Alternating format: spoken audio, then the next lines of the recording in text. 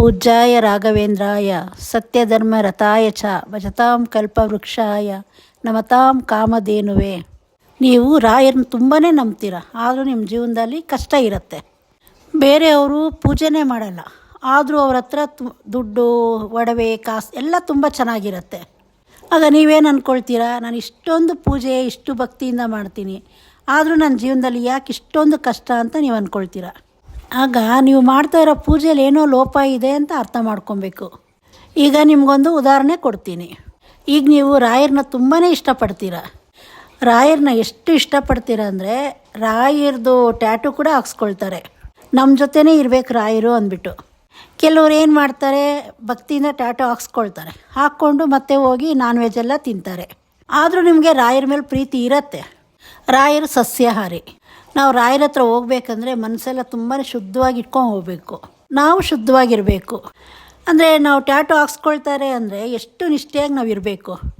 ಇವಾಗ ಅದು ಹಾಕ್ಸ್ಕೊಂಡು ನಾವು ಬೇರೆ ಒಂದು ಹೋಗ್ಬಾರ್ದು ಜಾಗಕ್ಕೆ ಹೋಗಲೇಬೇಕು. ಅದನ್ನು ಏನಾಗುತ್ತೆ, ಅಲ್ಲಿ ಅಂಟಿರುತ್ತೆ, ಪ್ರತಿಯೊಂದು ನೆರಳು ಬೀಳತ್ತೆ. ಅದರಿಂದ ಟ್ಯಾಟು ಹಾಕ್ಸ್ಕೊಬಾರ್ದು. ಹಾಕ್ಸ್ಕೊಂಡ್ಮೇಲೆ ನಾವು ಅಷ್ಟು ನಿಷ್ಠೆಯಾಗಿರಬೇಕು. ಈಗ ನಾವು ಮನೆಗೆ ರಾಯರ ಫೋಟೋ ತೊಗೊಂಬಂದರೆ ಅದಕ್ಕೆ ಪೂಜೆ ಮಾಡೋದಕ್ಕೊಂದು ವಿಧಾನ ಅಂತ ಇರುತ್ತೆ. ಆ ವಿಧಾನನ ಪಾಲಿಸ್ಬೇಕು. ಈಗ ಮಾಂಸಾಹಾರಿ ಇರ್ತಾರೆ, ಆಗ ಮಾಂಸನ ಮನೆಗೆ ತರಲೇಬೇಕು. ಆಗ ನಾವು ದೇವ್ರ ಕೋಣೆನ ಬಾಗಿಲಾಕಬೇಕು. ಎಲ್ಲ ಆಗಿದ್ದು ಮಾರನೇ ದಿವಸ ನಾವು ಮನೆ ಬಾಗಿಲು ಎಲ್ಲ ನೀಟಾಗಿ ತೊಳೆದು, ಆ ಹಸುದು ಗೋಮೂತ್ರ ಆಗಲಿ ಇಲ್ಲ ಅರಿಶಿನ ನೀರಾಗಲಿ ಅದೆಲ್ಲ ಮನೆಗೆ ಚೆಲ್ಲಬೇಕು. ದೇವ್ರ ಮನೇಲೂ ಚೆಲ್ಲಬೇಕು. ದೇವ್ರದ್ದು ಪ್ರತಿಯೊಂದೂ ದೇವ್ರದ್ದೆಲ್ಲ ತೊಳಿಬೇಕು, ಕಳಸ ಇಲ್ಲ. ಆಮೇಲೆ ಚೆನ್ನಾಗಿ ಪೂಜೆ ಮಾಡಬೇಕು. ರಾಯರನ್ನ ಅಷ್ಟು ಪ್ರೀತಿಸಿ ಮತ್ತು ಪೂಜೆ ಮಾಡಿ ಭಕ್ತಿಯಿಂದ ಈ ವಿಧಾನ ಪಾಲಿಸಿಲ್ಲ ಅಂದರೆ ಅದರಿಂದ ಕಷ್ಟ ಜಾಸ್ತಿ ಆಗುತ್ತೆ. ಆಗ ನಮ್ಮ ಮನಸ್ಸಿಗೆ ಏನು ಬರುತ್ತೆ, ಬೇರೆಯವ್ರನ್ನ ನೋಡಿಬಿಟ್ಟು ಅವರೇನು ಪೂಜೆನೇ ಮಾಡಲ್ಲ, ಅವ್ರ ಹತ್ರ ಅಷ್ಟು ದುಡ್ಡು ಪ್ರತಿಯೊಂದು ಇದೆ, ಅವ್ರು ಈ ಥರ ಎಲ್ಲ ಮಾಡೋಕ್ಕೋಗಲ್ಲ, ಅವ್ರದ್ದು ಏನು ಜೀವನ ಇರುತ್ತೋ ಅದೇ ರೀತಿ ನಡ್ಕೊಂಡು ಹೋಗ್ತಾ ಇರತ್ತೆ ಅವ್ರದ್ದು. ಹಾಗಂತ ಅವ್ರು ಚೆನ್ನಾಗಿದ್ದಾರೆ ಅಂದ್ಕೊಳ್ಳೋದು ನಮ್ಮ ತಪ್ಪೆ.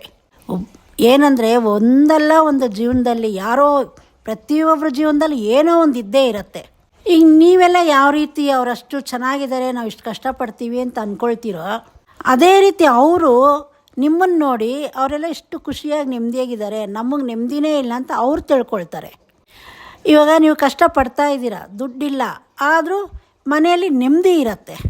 ಆದರೆ ಅವ್ರಿಗೆ ದುಡ್ಡಿದೆ, ನೆಮ್ಮದಿ ಇಲ್ಲ, ಸುಖ ಇಲ್ಲ, ಶಾಂತಿ ಇಲ್ಲ, ಆರೋಗ್ಯ ಇರಲ್ಲ, ಅವ್ರಿಗೆ ಬೇರೆ ರೀತಿ ಕಿರಿಕಿರಿಗಳಿರುತ್ತೆ. ಇವಾಗ ನಿಮ್ಗಳ ಜೀವನ ನೋಡಿ ಅವ್ರೇನು ಅಂದ್ಕೊಳ್ತಾರೆ, ಅವ್ರ ಥರ ಜೀವನ ನಮಗೆ ಬೇಕಾಗಿತ್ತು ಅಂತ ಅವರು ತಿಳ್ಕೊಳ್ತಾರೆ. ನೀವೇನು ಅಂದ್ಕೊಳ್ತೀರ, ಅವ್ರ ಥರ ಆಗಬೇಕು ಅಂತ ನೀವು ಅಂದ್ಕೊಳ್ತೀರ. ಈಗ ಬೇರೆಯವ್ರು ನೋಡಿಬಿಟ್ಟು ಹೋಗಿ ನಾವೇನು ಕೇಳ್ತೀರ ನೀವು ರಾಯರನ್ನ, ನಾವು ಆ ರೀತಿ ಇಲ್ಲ ಅಂತ ನೀವು ಅಂದ್ಕೊಳ್ತೀರ, ಕಣ್ಣೀರು ಹಾಕ್ತೀರ. ಆದರೆ ಅಲ್ಲಿ ಸತ್ಯ ಏನಿದೆ ಅಂದ್ಬಿಟ್ಟು ಅವರು ರಾಯರಿಗೆ ಗೊತ್ತಿರುತ್ತೆ. ಯಾರ್ಯಾರಿಗೆ ಏನೇನು ಕೊಡಬೇಕೋ ಅದು ಕೊಟ್ಟೇ ಕೊಡ್ತಾರೆ. ಈಗ ನಿಮ್ಮ ಜೀವನದಲ್ಲಿ ರಾಯರನ್ನ ಅಷ್ಟೆಲ್ಲ ಪೂಜೆ ಮಾಡಿ ಅಷ್ಟೆಲ್ಲ ಭಕ್ತಿಯಿಂದ ಬೇಡಿನೂ ನಿಮ್ಗೆ ಅದೇ ರೀತಿ ಇದೆ ಅಂದರೆ ನಾನು ಹೇಳಿರೋದು ನೀವು ಬದಲಾಯಿಸ್ಕೊಬೇಕು. ಈಗ ರಾಯರು ಸಸ್ಯಾಹಾರಿ, ಹಾಗಂತ ಮನೆಯಲ್ಲಿ ಇದು ಮಾಂಸಾಹಾರಿಗಳೆಲ್ಲ ಮಾಡ್ತೀರಿ, ರಾಯರಿಗೆ ಅಲ್ಲಿರೋಕ್ಕೆ ಇಷ್ಟ ಆಗಲ್ಲ. ಹಾಗಂತ ಈಗ ತಿನ್ನೋರು ತಿನ್ನಬಾರ್ದು ಅಂತಲೂ ಹೇಳೋಕ್ಕಾಗಲ್ಲ. ಈಗ ನಾನು ಹೇಳಿದ್ನಲ್ಲ, ಆ ರೀತಿ ದೇವ್ರ ಮನೆ ಬಾಗಿಲಾಕಿ ಅದಾದಮೇಲೆ ನಾನು ಯಾವ್ಯಾವ ರೀತಿ ಮಾಡಬೇಕು ಅಂತ ಹೇಳಿದ್ದೀನಲ್ವಾ, ಅದೇ ರೀತಿ ನೀವು ಮಾಡಿ. ಯಾರು ಮಂತ್ರಾಲಯಕ್ಕೆ ಹೋಗಿ ಬರ್ತೀರೋ ಗುರುವಾರ ಒಂದು ದಿವಸ ನಾನ್ ವೆಜ್ ಬಿಟ್ಬಿಡಿ. ಆ ದಿನ ರಾಯರಿಗೆ ಸಮರ್ಪಣೆ ಮಾಡಿ. ಗುರುವಾರ ಪೂಜೆ ಮಾಡೋದನ್ನು ತಪ್ಪಿಸ್ಬೇಡಿ.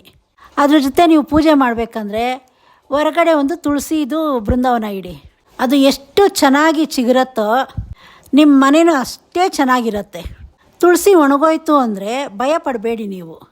ಈಗ ನಿಮ್ಮ ಮನೆಯಲ್ಲಿ ಏನೋ ನೆಗೆಟಿವ್ ಇದ್ದರೆ, ಮತ್ತು ಯಾರಾದರೂ ಮಾಟ ಮಂತ್ರ ಮಾಡಿದ್ರೆ, ಮತ್ತು ಏನಾದರೂ ದೃಷ್ಟಿ ಆದರೆ, ಇಲ್ಲ ಏನಾದರೂ ತೊಂದರೆ ಯಾರಿಗಾದರೂ ಆಗತ್ತೆ ಅನ್ನೋ ಇದ್ದಿದ್ರೆ ತುಳಸಿ ಅದನ್ನೆಲ್ಲ ತಗೊಳತ್ತೆ. ಅದು ತುಳಸಿ ಒಣಗುತ್ತು ಅಂದರೆ ನಿಮಗೊಂದು ಎಚ್ಚರಿಕೆ, ಈ ಥರ ನೆಗೆಟಿವ್ ಇದೆ ಅಂದ್ಬಿಟ್ಟು. ಆಗ ನೀವು ಆ ತುಳಸಿನ ತೆಗೆದುಬಿಟ್ಟು ತಕ್ಷಣ ಬೇರೆ ಒಂದು ತುಳಸಿನ ತಂದು ಇಡಿ. ಈಗ ದುಡ್ಡಲ್ಲಿ ಏನು ಅವ್ರಿಗೆ ಅಷ್ಟು ದುಡ್ಡಿರತ್ತೆ, ಅವ್ರು ನೋಡೋಕ್ಕಷ್ಟು ಕಾರು ಬಂಗ್ಲೆ ಪ್ರತಿಯೊಂದು ಇರುತ್ತೆ, ಆದರೆ ಅವ್ರಿಗೆ ಎಷ್ಟು ಕಷ್ಟ ಇರುತ್ತೆ ಅಂದ್ಬಿಟ್ಟು ಅವ್ರಿಗೆ ಗೊತ್ತಿರುತ್ತೆ. ಅವ್ರಿಗೆ ಕಷ್ಟ ಜಾಸ್ತಿ ಇರೋದು, ಅವ್ರಿಗೆ ದೃಷ್ಟಿ ಅನ್ನೋದು ಜಾಸ್ತಿ ಆಗುತ್ತೆ. ಮತ್ತು ಅವರು ಕೆಲವೊಬ್ಬರು ಆಗದೆ ಇರೋರು ಏನು ಮಾಡ್ತಾರೆ, ಅವ್ರಿಗೇನಾದರೂ ಕೆಡುಕು ಮಾಡಿಸೋದಕ್ಕೆ ಮಾಡ್ತಾರೆ. ಇದರಿಂದ ಅವ್ರಿಗೆ ಸಮಸ್ಯೆ ಜಾಸ್ತಿ ಆಗುತ್ತೆ ಪಾಪ. ಅದೇ ಕಾರಣಕ್ಕೆ ದುಡ್ಡಿರೋರು ಏನು ಮಾಡ್ತಾರೆ, ತೋರಿಸ್ಕೊಳ್ಳಲ್ಲ, ಸಿಂಪಲಾಗಿರ್ತಾರೆ ಅವರು. ಈಗ ಅದೇ ಸ್ವಲ್ಪ ಬಡವರು ಇರ್ತಾರೆ, ಅವ್ರಿಗೆ ಏನಂತ ಸ್ವಲ್ಪ ದುಡ್ಡು ಬಂತು ಅಂದರೆ ಪಾಪ ಅವ್ರಿಗೊಂದು ಖುಷಿ, ಸಂತೋಷ, ನಾವು ಇಷ್ಟು ಚೆನ್ನಾಗಿ ಆಗ್ಬಿಟ್ವಲ್ಲ, 4 ಜನಕ್ಕೆ ನಾವು ತೋರಿಸ್ಕೊಬೇಕು, ನಮ್ಮನ್ನು ಕಷ್ಟದಲ್ಲಿ ಇದ್ದಾಗ ಎಲ್ಲ ತುಳಿದ್ರು ಅಂದ್ಬಿಟ್ಟು ಅವ್ರೇನು ಮಾಡ್ತಾರೆ, ತೋರಿಸ್ಕೊಳಕ್ಕೆ ಹೋಗ್ತಾರೆ. ಜನಗಳು ಮಾಡೋದು ದೊಡ್ಡ ತಪ್ಪು ಅದೇ. ಇದೆಲ್ಲ ಜನಗಳು ತಿದ್ದುಕೊಂಡ್ರೆ ಕಷ್ಟ ಅನ್ನೋದು ಅವ್ರಿಗಿರಲ್ಲ. ಪೂಜೆ ವಿಧಾನ ನಾನು ಯಾವ ರೀತಿ ಹೇಳಿದ್ನೋ ಅದನ್ನು 5 ವಾರ ಮಾಡಿ, ಆಗ ನೋಡಿ ನಿಮಗೆ ಏನು ಚೇಂಜಸ್ ಕಾಣುತ್ತೆ ಅಂದ್ಬಿಟ್ಟು. ನೀವು ಯಾರು ಈ ರೀತಿ ಮಾಡಿದ್ದೀರೋ, ನಿಮ್ಮ ಲೈಫಲ್ಲಿ ಏನು ಚೇಂಜ್ ಕಾಣಿದ್ದೋ ನೀವು ಕಮೆಂಟ್ ಮಾಡಿ ನಮಗೆ. ಚಾನಲ್ ಸಬ್ಸ್ಕ್ರೈಬ್ ಮಾಡ್ಕೊಳ್ಳಿ.